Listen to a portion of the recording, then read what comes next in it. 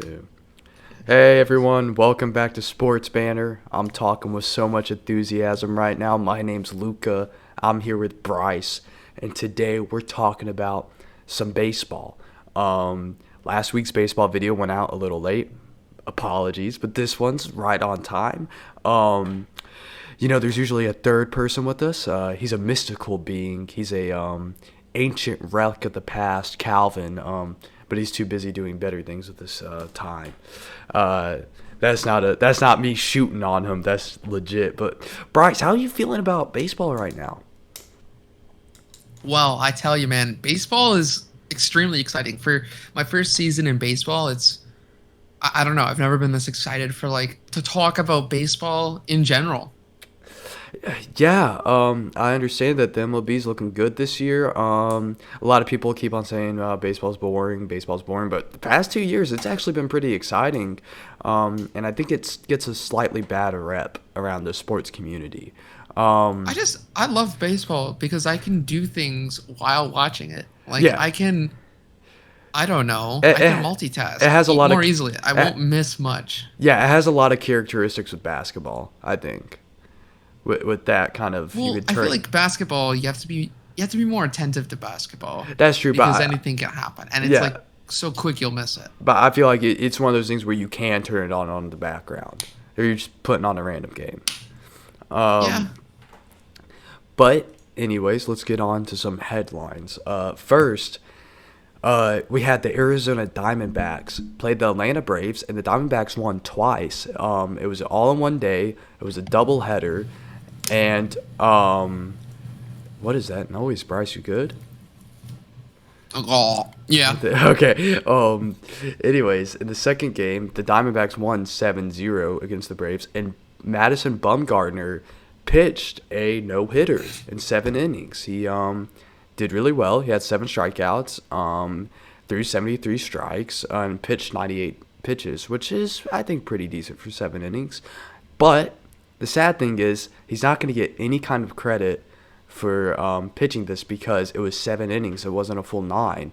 And it's because when COVID happened, MLB changed the rules to doubleheaders. Doubleheaders meaning you play 2 games in one day. Yeah. That they're short. It used to be 9, but they're shortening it to 7 for this season and last season. So he won't get credit for it. Now, why MLB didn't change it back to 9 for this season when they're allowing fans, when Corona in reality is maybe not as big as a thing as it was last year, I don't know. I feel like this should have been 9 innings. And if the rule is that 7 innings, then I think you should give him the no hitter personally. Yeah, I mean, I kind of disagree. Just, okay. First off, I kind of feel like that it's 7 innings for player safety because playing back-to-back 9 innings in one day is kind of bad, especially But they've if been you had a game. You have the game the next day too. that's true. But they've been doing 9 inning doubleheaders for decades, so it's not like Okay, they I get just that. change it. But I get what you're saying. Okay, Yeah. I get why the 7 inning no hitter doesn't count Mm-hmm. because it's not a 9 inning Yeah. no hitter. It's not as impressive, but at the same time, I still think you should get some kind of credit for a no hitter in 7 innings, like a separate stat or something. I It's just sad a little bit. since this is how I look at it. This was I believe my dad told me this because I talked to him about it because I figured he would know more than me.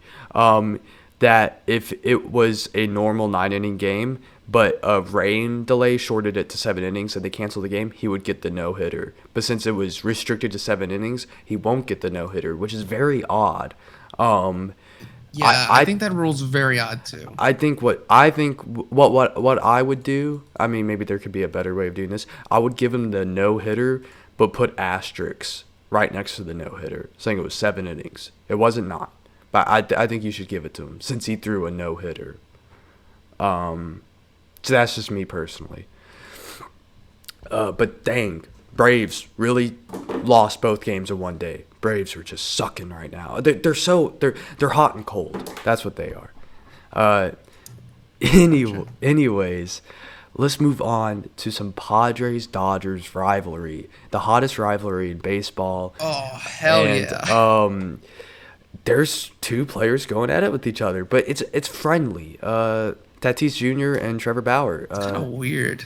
I like it. It was this took place on Yeah. April 24th, which was this past Saturday. Saturday. Yes. Mm-hmm. And Tatis hit two homers off of Trevor Bauer. If y'all don't know who these guys are, Tatis is pretty much the next big thing in baseball, and Trevor Bauer is a good semi-loudmouth pitcher. So, Hey, I mean, look, Tatis might as well be the face of baseball because, like, yeah. I mean, he's on the cover of MLB The Show 21. I agree. He is kind of the next big thing. You're 100% right. MLB blew the sort of they blew the or they how would you say that? They blew the lead, I guess, with Mike Trout. They never promoted Mike Trout in the way of making him the face of baseball. Like, there are casual baseball fans that I'm pretty sure don't even know who Mike Trout is. Or like sports fans in general, maybe not Which baseball is fans. kind of weird. Yeah, because like they I dropped knew the ball. who Mike Trout was. Mm-hmm.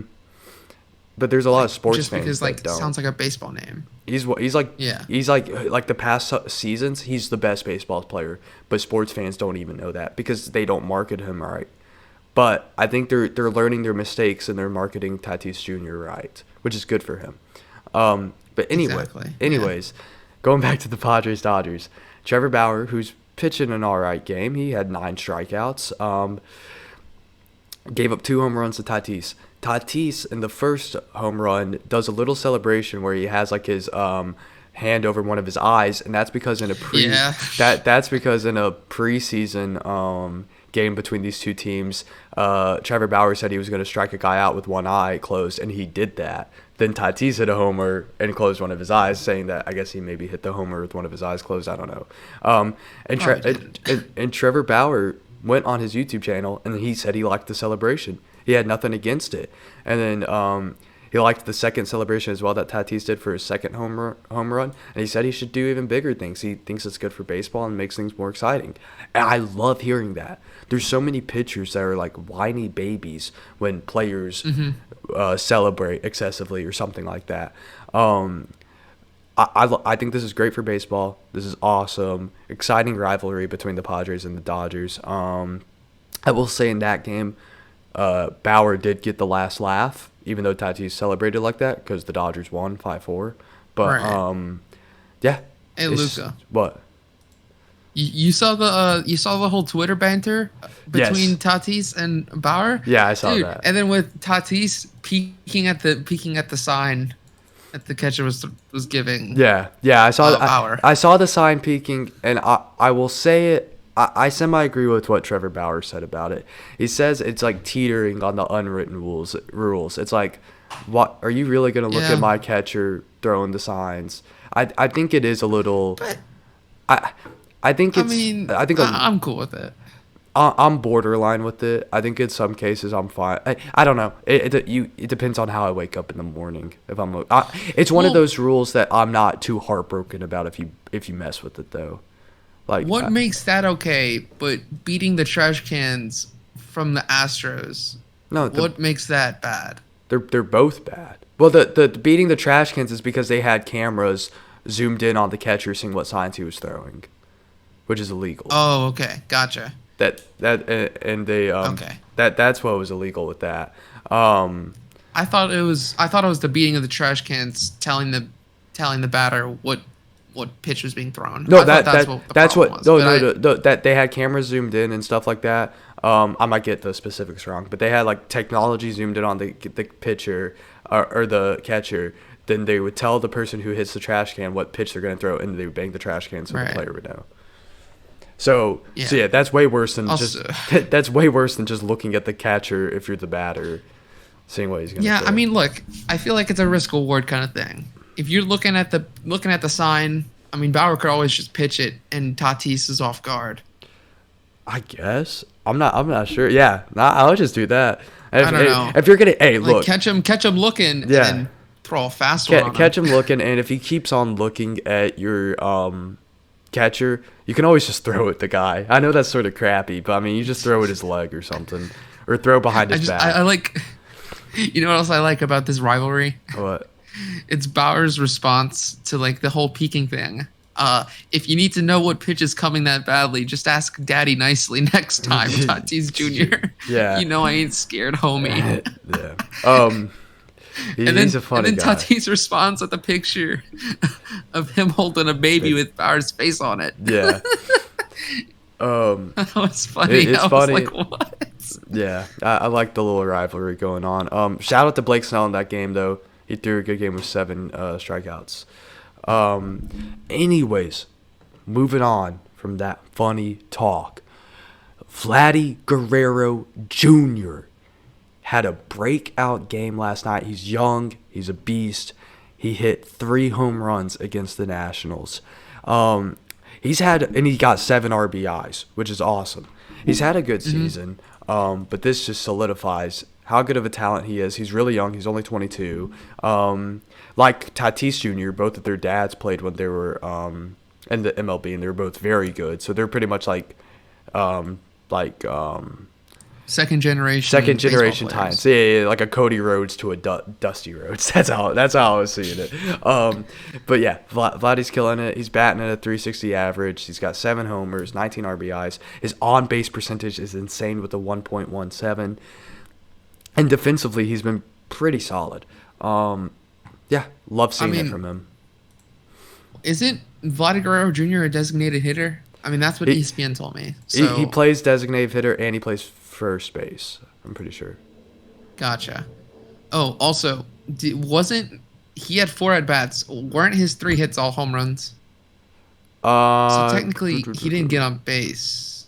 That's what I thought I saw. No, I'm saying his on base percentage for the whole season. I know. Okay. I know, but I was asking if I got it wrong that every hit that he got was a home run. Let's see. Every hit that he got. I'm checking on that right now. Yeah, every hit he got was a home run. Yeah, 3 hits. Yeah, every hit he hit 3 hits, was a 3 home home run. runs. Yep. I think that's just phenomenal. For Vladdy Guerrero Jr. Just everything that you hit becomes a home run. Yeah. Especially in the bottom of the 3rd when he hit a grand slam. Like, nice. Off, I think it was Scherzer. Yeah, I love Max Scherzer. He's a fun pitcher, but didn't have a great night last night. But good one. It doesn't look like it. Yeah, good one for the Blue Jays. They've been looking pretty good. Nationals don't look that great, which sucks. I like the Nationals, but I don't like the Nationals. I like Juan Soto, but it's okay. But Vladdy, can't give enough praise for him. He's killing it.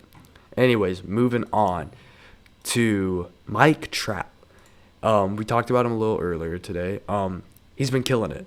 The 29-year-old, he's got the second best batting average in baseball with the 431. He has 6 home runs, 14 RBIs, and has the best on-pace percentage of the whole league. His team is not necessarily the greatest, but he's getting hits. Defensively, he's a beast. And he did have a bit of a down season last year, but he's finally looking good.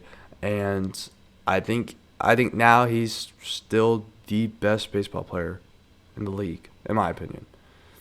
Yeah. Nothing wrong about his individual performance. He's been playing very well this season. But if I'm not wrong, his team isn't performing too well. I mean, they're 4th in their division. They're not 11-11. They're 11-11. Now they don't have the best team in the world, but they do have players like Trout, Rendon, Ohtani, Justin Upton, Albert Pujols. They have the talent to be better than 11-11. So they are underperforming a bit. Look, I know it's a long season, but I thought I saw at the beginning of the season people are like, join the Angels bandwagon. I think I was a part on that train, even though I'm not an Angels fan. I just thought they're a fun team to watch, which is a bit redundant, same for a lot of teams. But, they are, I would say, slightly underperforming, definitely. But you would think. Yeah, but Mike Trout is just having a great season so far. Hopefully he can keep it up. That's good stuff from him. Anyways, I would like to talk fast about the Yankees.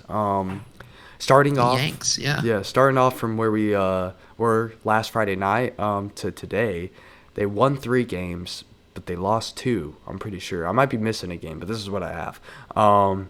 Stanton looked good, and Chapman looked good with another save on April 23rd with a 5-3 win over the Indians. Then on the 24th, beat the Indians again 2-1, and it was an awesome pitching game. Garrett Cole with 11 strikeouts, Shane Bieber with 9. I rate Bieber really high. I think he's the best pitcher in baseball besides DeGrom. But Garrett Cole was better that night. He looked awesome. On the 25th, we lost 7-3 against the Indians, but Urshela looked good hitting, but no one else really did. Our hitting's been horrible this year. With the talent we had and the money we spent, this team should be better than where they are right now, especially hitting wise. On the 26th, lost to the Orioles 4-2. Judge and Urshela looked good offensively, but nothing else was really working. And then last night, the 27th, beat the Orioles 5-1, and this game looked solid. We looked very good. Everyone was getting hits. This is how we need to look for the next couple of games. We can't let this game fall off. This has to be the standard of how we performed for the next couple of games. But yeah, what you got going on with the Royals? Well, okay, Royals. I know I didn't appear last week on the show, but I wrote down, how. Well, let's get back to the notes from last week. There's a lot to catch up with, but basically they were in the middle of a series with the Angels, which they won 2-1, which was great. Yeah, that's it, 2-1. And so they had a series of the Toronto Blue Jays. They went 3-1 in that series, which was great because you need to beat teams, these wild card teams like the Blue Jays, to get, hopefully into the playoffs. That's the Royals' goal this season, is to be a fringe playoff team, or even exceed expectations and make it to the playoffs. So they came into a series with the Tampa Bay Rays. They were expected to lose. They did. They stole a game though at the end. Won 9-8 against them, and it was fantastic. So expectations on the roof. They come into Detroit, terrible team, and you know what they did? They got their first 4-game road sweep since 1999. Insane. Completely swept the Detroit Tigers, and dude, it's just amazing. All right, this team. At the time, now they're 14-8 because they dropped the first game to the Pirates, which it's okay. Not the best. It's the Pirates, but they swept the Tigers. The Kansas City Royals still on top of the division, 2 games ahead of the White Sox. So right now, the Royals are looking great. Just gotta, you got to win your games against the Pittsburgh Pirates. And then start of May is going to be the Twins and the Indians. So, we'll have to see how it goes. They play against the Pirates again tonight. And, I put a little respect on the Pirates. They're not as bad as a lot of people thought they were going to be going in. They're about even, I would say. But this is the Royals. I have expectations for this team. And I think that I know they lost the first one, and it's only a 2-game series. Actually, it's only a 2-game series. I thought it was a 3-game series. So I hope that at least the Royals can split it with the Pirates. If they lose tonight, then I'm going to be extremely worried going into the Twins series. I think y'all can handle your own into Twins. They're 7-15, not looking too great, but I understand the complaints. I don't have anything else to add on with the Royals. They look pretty solid, in my opinion. Moving. Yeah, Danny Duffy, one of the best pitchers in the American League this year. Yeah, he is good. I like that you brought him up. Might have to talk about him next week. Yeah, he's actually, obviously he's one of the best in the American League this year. I mean, and that's, so surprising because I certainly wasn't expecting him to be the ace pitcher for this team. I thought Brad Keller would be it. Yeah, but Danny Duffy's got 3 wins, 1 loss, 27 Ks, and his ERA is insane. I think it's like the second best in the league. Um, it is .39. We'll get to that in a second, Mm-hmm. though. Let's move on to the league standings really quick. Like American League East, Red Sox are on top, Orioles on the bottom. AL Central, Royals on top, Twins in the bottom. Watch out for the White Sox, though. They might come to take that Royal spot, sorry. In the AL West, the Athletics are in first, and the Rangers are in the bottom. Uh, Oh, well, what? just want to talk about it real quick with the A's. I mean, they started off god awful, and now they're at the top of the division. That's what I mean by like the baseball season is extremely long. Yeah, they had 13 wins in a row. They lost to the Orioles, and they beat the Rays. Then they lost to the Rays again. Then they play the Rays Yeah, again tonight. from 0-6 to 15-9. It's really good, yeah. I mean, it doesn't help when they played the Astros like 6 times in a row, and the Astros kept on having their number every Yeah. single game. But it's Yeah, but okay. when they went to Houston, they won the series. So Yeah, they kind of learned. they just had to fix their kinks. Um, but it's great seeing that. I like the Athletics a little bit, so I'm glad to see them doing that well. Um, Moving to the National League, Mets currently on top of the East, but they haven't played as many Whoa. games. Um, Yeah, that looks weird. yeah, but they have the best win loss percentage or whatever. But they have to play a couple more games to solidify their spot there. Nats on the bottom of that division. Going to the NL Central, Brewers on top. Deserved. Their pitching's been good, especially Corbin Burns. Bottom, Chicago Cubs. Cubs underperforming. I'm not expecting them to be the top of the Central, but they shouldn't be the bottom. Wait, the Pirates are almost a 500 team? Yeah, they're good. The hell? I Yeah, thought that's they what I were said. supposed to be bad. Yeah, a lot of people are talking crap about them earlier this season. They're starting to do well now. The Reds underperforming. Got the They're Cardinals a little bit underperforming. Like, what's I going on? I'm actually okay with I think the Cardinals should have like 2 more wins. I think they're maybe slightly underperforming, but it's slight. I thought the Cardinals would be like surefire second seed in the Central Division. Um, yeah, So the fact that they're hanging around the Pittsburgh Pirates and the Cincinnati Reds is kind of surprising to me. I get what you're saying. Yeah. We'll see what'll happen there, and then finishing off in the National League in the West, Dodgers leading it, but tied with the Giants. And the bottom is the Colorado Rockies. The Colorado Rockies are having some problems with management, I'm pretty sure, that hopefully they'll get that figured out. They used to be an exciting team maybe like 4 years ago, I'm pretty sure, maybe 5 years ago. But now they don't look quite as good. Hey, the Dodgers are kind of scaring me right now. They're the best team in baseball. They lost the series against the Padres. Well, They already lost the series against the Reds. That I'm talking about scaring you LA as in they might do Dodgers. bad. I mean the They're Padres. 3-7 in their last 10. The Padres are a good team. The Reds one is a bit odd for sure. But I think they'll get things figured out and they'll still be Oh dominant. yeah, me too. Just they're hitting a rough spot. So like it's very noticeable. Definitely. Moving on to the last little thing for this video, and then we'll finish it. Stat leaders, best batting average is Yermin Mercedes, still with a .432. Mike Trout, close, was on second with a .431. Most home runs is a three-way tie between Hoskins from the Phillies, McMahon from the Rockies, and Ronald Acuna Jr. all have 8 home runs. They've been killing it. Jacob deGrom has the best ERA with a 0.31. Your boy Danny Duffy is number 2 with a 0.39. Both are insane pitchers. deGrom is just an animal, though.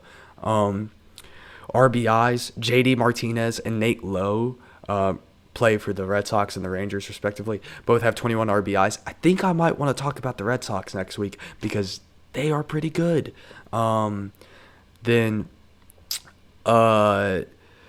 Cedric Mullins and Yermin Mercedes are tied with the most hits for 32. Strikeouts, Shane Bieber has the most, of course, 57. Garrett Cole and Jacob deGrom are second with 50. And I'm going to end it there. Anything else you want to say, Bryce? No, not really. All right. Thank you for watching the video. If Calvin was here, he'd probably say something about how like the Braves are the best team, but they're not. And yeah, Thought he was an Indians fan. I don't even know what he is. Thank you for watching. Thank you for watching the video. Like, comment, subscribe. Put your comments in the comments. Yeah, hustle, loyalty, respect. Bye.